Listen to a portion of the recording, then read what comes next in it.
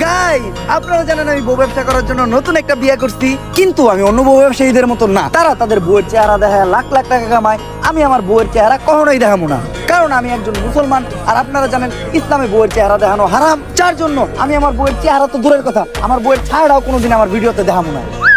আর guys আমি আমার গত ব্লগে বলছিলাম আমার বউয়ের চেহারা তো দূরের কথা, আমার বউয়ের ছায়াটাও কাউরে দেখাবো না, কিন্তু ওই ভিডিওতে ভিউ হয় নাই, শুধু আমার বউ ছিল না দেখা, যার জন্য এই ভিডিওতে আমি আমার বউরে নিয়ে আসছি। আর আমার বউরে দেখতেই পারতেছেন পর্দা কইরা আছে, ও খুবই দিনদার মানুষ, টিকটক করে তাও পর্দা কইরা। আসলে গাইজ আপনারা আমার গত ব্লগে বারবার কমেন্ট করতেছেন ভাবির চেহারা দেখতে চাই, ভাবির চেহারা দেখতে চাই।